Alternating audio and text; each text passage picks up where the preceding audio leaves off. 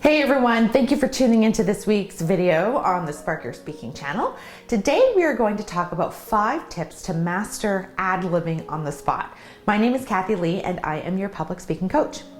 Ad-libbing can be one of the most stressful and frightening parts of public speaking.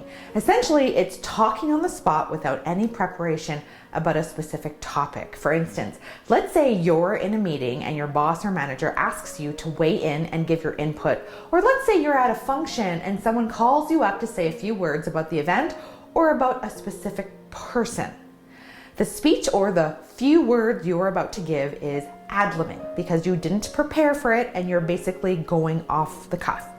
To some people, ad-libbing comes naturally, but for many of us, it doesn't, and it can be terrifying to have to do. But the good news is that it can be learned and it can be mastered.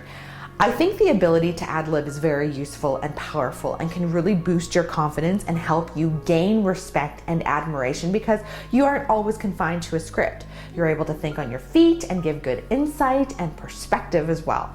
Now, there are many ways to improve at ad-libbing, but for today, I'll give you 5 tips to get you started. Number 1, slow down your rate of speech.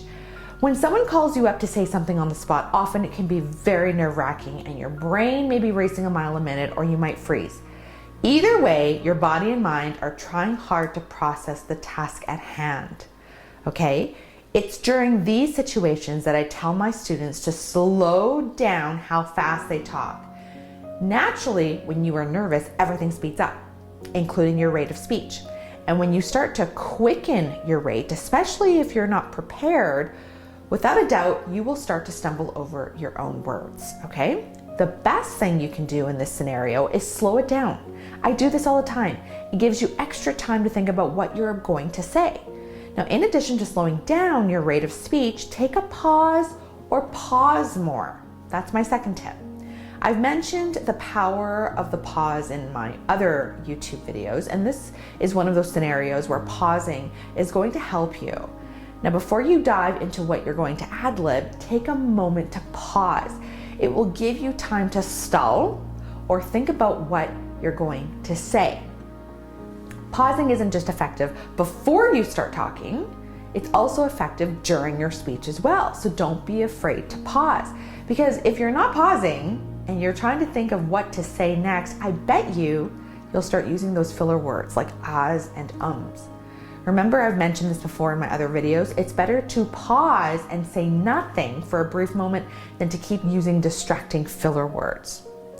My third tip is the rule of 3. I use this tip all the time, not during ad-libbing, but also for my keynote speeches, for my PowerPoint presentations, and sometimes for YouTube videos.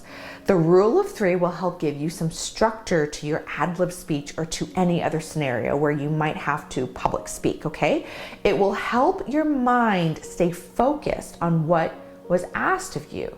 So for instance, if you were at a wedding and someone called you up to say a few words about the bride, I would deploy the rule of 3 right away and immediately start thinking of 3 reasons why the bride is amazing, okay? Once you've implemented the rule of 3, you'll be so surprised by how quickly your thoughts start to flow once you start talking about them.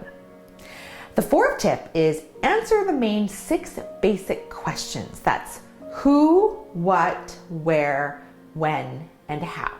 In my opinion, I feel that any topic can be answered with the 6 basic questions. It's another great technique when you don't know where to start when you're ad-libbing or you don't know what to say.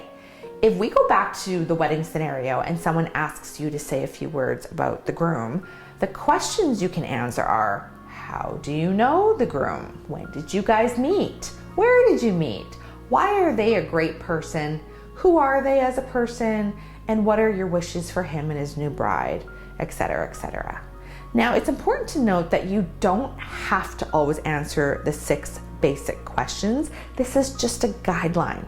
If you only can think of answers to 3 questions, that's okay too. Just like the rule of 3, the 6 basic questions are just tools you can use to help you think of things to say if you're called on the spot.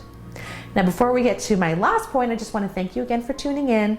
Remember to join our public speaking community by hitting the subscribe button below, because that will ensure that you will continue to get free weekly public speaking and training videos. I definitely don't want you to miss out, so go ahead and subscribe. Now, my last tip to help you master ad-libbing is tell a story.